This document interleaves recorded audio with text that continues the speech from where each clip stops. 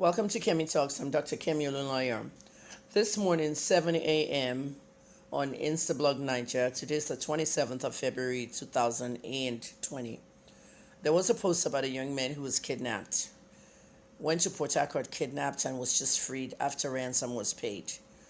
I'm going to say this for the last time. I've never done a video about it. Okay, please appreciate my work here. This is an old story. It is really old story and old news. I'm not saying the story of this young man is old. His may have just happened a few days ago. But this is something that's been going on in Port Harcourt for years. If your lawmakers don't listen to Kemi Olunloyo, or you don't listen and go to them, you'll be the next victim. Simple. When I left Port Harcourt prison in 2017, 3 times I left. My final leaving was 90 days and I left January 9th, 2018, 2 years ago. I told this story to the Punch newspapers and I also told the story to TVC. You watched all my interviews, but a lot of you ignored it. You were not interested. Okay, I don't feel sorry for that young man that was kidnapped because he was ignorant. And I wouldn't feel sorry for a lot of you because you are ignorant. Listen up. This is not a day you mess with me. I might be here today, not here tomorrow. But I left this message for you on video. And you're watching it free, you're not paying. Okay? Many of you don't support my work. But at least listen and pass the information over. We have critical situations in Nigeria that cannot be controlled. Because most of the situations are not even known. I have friends in the Department of State Security at DSS. When I call them, I tell them what's on my mind, what's going on. Their job is to go take care of it. And once you don't see that thing happening anymore, it's been taken care of. That's what state security is about. But state security can't do it all because you are part of the problem. You have to know everything. When I tell you be aware of your surroundings, no, you act like fools. When the federal government said they were going to put a law into place, a social media law, you were all screaming and yelling, oh, they're going to silence you. Oh, they don't want you to talk. Oh, this, oh, that. Until you're kidnapped, you'll know. Okay? Yeah, left alone, Lai Mohammed said a lot of bullshit to all this foreign media asking him questions about, did you know about a bill? Forget all that. Okay? Lai is the Minister of Information. He can do whatever he wants. But you're not the Minister of Information. Okay? You're the Minister of Intelligence. Use your intelligence. I'll get to the point. While I was in Port Harcourt prison, and I wasn't going to say this straight up, I've already written about it. I've posted about it. Okay, but this whole excerpt I'm going to do could be in my book, and I'll make money from it. And that's what I planned it for. But because of this young man's story on Instablog, I'll tell you now. Some of you are lazy. You don't want to work. You want to make money fast. You want to do Yahoo. You want to make quick money. But there are others who want to work, who are looking for jobs, who are in my DM. Auntie Kemi, do you know this person? Auntie Kemi, can you help me find a job? They're frustrated. They want to work legally. Don't fall into legal job traps. While I was in the prison in Port Harcourt, I was compiling my book by interviewing inmates on what brought them here. There was a young lady called Chioma, Facebook girl. That's what the inmates and the wardresses called her. Facebook girl used to use Facebook to kidnap people. And I'll break it down to you right now. For what I know, Chioma is still in the prison. Okay? And she had what they call casemates on the men's side. 2 guys and her. It was a good operation for them. But it was a bad operation for anybody that got involved. I'm telling you her story first. Chioma says she will go to Facebook, to the most busy and viral pages, especially those groups. You guys know Igboist. You know a lot of Indie Igbo. A lot of the Igbo pages have big numbers. Okay, groups with 600,000 people. She'll go there and she'll post a job. She'll post a job and you will see that job. Account clerk wanted. You'll say you study accounting. You'll send your information to her. She'll tell you to inbox your CV. She'll get your CV. On her side, she'll look at it. She'll talk to her accomplices, and then they'll reply you. Okay, they'll ask you a few questions. Where do you live? Where are you coming from? You know, what's that? They'll ask you questions about your life, your next of kin, all that stuff. They may not ask you that in the Facebook. But the most important thing is they'll tell you that your resume or your CV is good. Once it's good, you can come in for an interview. They will invite you for an interview. You will get out of your house. Now let's just give Port Harcourt as an example, because Chioma was operated in Port Harcourt.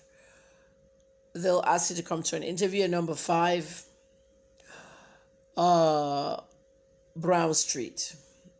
You get to number 5 Brown Street. Every house on Brown Street looks good. Number 5 looks like an office. You go inside, there's a lobby. You greet the receptionist. Hello, how are you? I'm here for the interview. Have a seat. Receptionist goes into a room and tells you, Mr. Ogulaku, or whatever the Oga's name is ready for your interview. You go in. As soon as you walk into what looks like an executive office, desk, everything, you shake Mr. Ogulaku. Nice to meet you, sir. I'm here for the interview. He'll tell you to sit down in front of his desk. He'll start to discuss your CV and the job with you within 2, 3, 4 minutes. That door there in his office, you know what a hotel room looks like. You're in the room, and there's a door there. It's usually the bathroom and toilet. That door inside Ogulaku's office opens. 3 men come out. They tie you up. And after they tie you up, they take your phone. Give me your phone. Where's your wallet? They take all your valuables. After they've tied you to the chair, Ogulaku that's interviewing you is watching you, and his boys are working. You're there screaming, crying to the top of your voice, please, hey, please, don't kill me. Don't. The words in your mouth is don't kill me at that time. Because you see them holding a gun and they see them holding a knife. Then they tell you, remember they've taken your next of kin in the interview? That's if Ogulaku hasn't even asked you that before the interview. So they know your father, your mother, and your loved ones. And then they'll tell you to call your next of kins. They're the ones that get the phone and they make the call. Hello. Yeah, do you know a certain person by the name of... Your family's seeing your phone ringing to them, but it's not you talking. So they're thinking you've lost your phone. Some good Samaritan is calling them. And they say, oh, who is this? Yeah, he's been kidnapped. You need to send 1 million or 2 million to this account number. Write it down. Oh, what? My son was kidnapped? You want to talk to him before we kill him? They'll give the phone to you. You're going to talk to your mom. Mom, please, send them the money. Mom, please. Is that the life you want? Okay, is that the life you want? Telling a journalist to mind her business. I can mind my business and sleep in my bed all day. I'm retired. Okay? I don't need anything from nobody. I got money in the bank in America. The little bit of money I have in the bank in America can turn to big dollars here. And I'm telling you, even if I have 1,000, ordinary $1,000, right? Isn't it 360,000 here? I'll use that to eat for a month or 2. I don't need big bucks. I don't need millions. I don't need all this big foolish money that you guys live on. I live low. I buy my rice on the streets if I have to. I'll buy anything on the streets if I have to. The life you guys want to live with big money and everything, kidnapping, all this shit, back to the boy that was kidnapped. Next thing you know, the ransom is going to somebody's account and they release you. Well, let's talk about those that weren't released and they were killed. Why do you think Chioma is inside the prison with his boys on the men's side? They murdered people too. If you can't pay, they don't like holding kidnappers 2, 3, 4 days. Because the more you hold you, the more the police is on your case. Because you've already called your parents and told them. All right, phones have GPS. They can track where that came from. With the kind of work we have going on with police these days, all right, with the SARS officers that ruined the entire tactical unit, SARS has now been disbanded. There'll be more kidnaps and there's no SARS. The good ones in SARS that will track that phone or track that IME or know where they're calling from. People in Nigeria, wake up. Even though SARS has been disbanded, their job is to do what is going on to your loved one that was kidnapped. Anti-robbery, anti-kidnap squad. But now that you've cut them off, there's going to be more violence. I'm bracing you to get ready for this shit. Okay? I say it like it is. I curse. All right? Any TV and radio station that doesn't want to hire Kemi Olunloyo, stay there. Okay? Social media is where the TV and radio is. All right? I curse if I have to. I don't have to wait for NBC to cut the censors and all that. I keep it like it is. Until this country improves, nothing changes. At the end of the day, if that guy couldn't pay them or the people at the other end can't pay, Mr. Ogulaku, their fake boss, he might tell them, kill him. They behead you. They cut your head inside that building. What do you think Don Wani was doing? 33 heads inside his house. They behead you. Your head is useful for the ritualist. And they sell it over there, and that's the end of the story. And nobody finds you anymore. If they find you have a headless body, is that the life you want to live? Some people are actually doing that in Port Harcourt. That's why when you go to River State, you go to Garrison. You know Garrison? It's like Computer Village of Port Harcourt. Once you're in Garrison, you'll see those Hilux vans, those police vans sitting on the side of the street. Officers in the car, eating their boli and ekpa and watching what's going on in Garrison. All the phone thieves bringing phones to sell, all the people buying, they're just keeping the calm over there. All the cultist boys dressed up nice. All right, that's why you see that there. Wike would not have it. It was Wike's administration. Forget Rotimi Amechi. It was Wike's administration that cracked down on those people called cultists because they ruined a lot of lives. Wike's government killed Don Wani, even if the feds were involved. The governor did a lot to get that shit out. When I was released, I didn't come home for 60 days or 30 days because I wanted to watch something. Okay? I stayed with the Graham Douglases, and I'm sure you know them, the former minister.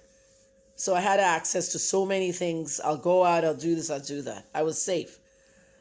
But it's not safe anywhere, and it's not safe in Port Harcourt. There's a lot of crime going on in there. Aside from my pastor, who's based there, Pastor Abiyomi, a typical Abiyomi church service will talk to you about pastors and cultists and all these bad guys that he literally brings into the church to give their lives to Jesus. It can happen, and it's happening.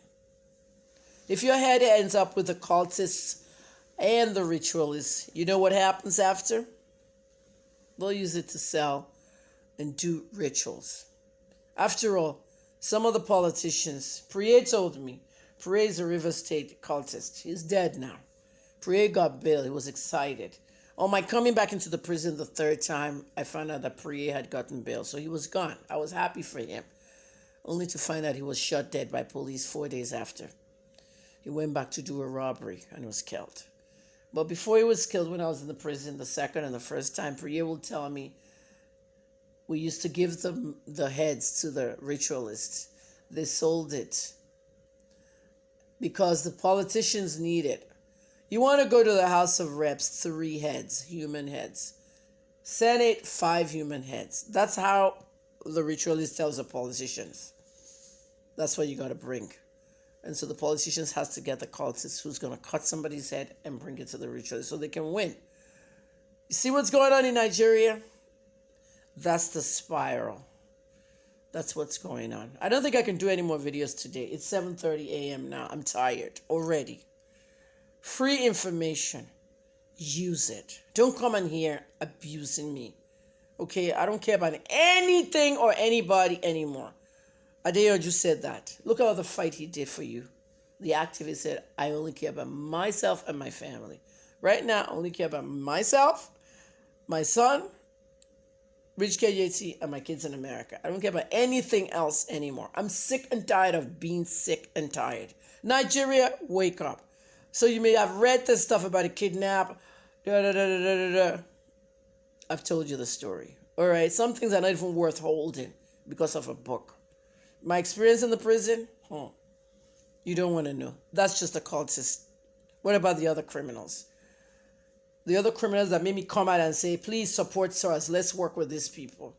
But instead, they were harassing young people. Profiling like crazy. You have tattoos, you have dreadlocks. You're a Yahoo boy. That didn't fly. In the end, there were altercations and people died. And I'm urging the federal government to take that money they seized, that 60 million that they seized from that Hausa guy, any forfeiture, okay, if you seize money from people is bad enough, but any forfeitures that you have, even Obi Okeke has a forfeiture, 300 million or so. Any money, all that lie you make about Abacha loot. Abacha didn't loot all those things that you're saying he looted. All that money, I'm urging the feds to take it and distribute it to the families of those SARS victims. This is how Nigeria can progress. Have a nice day, everybody. I don't think I'm doing any more today.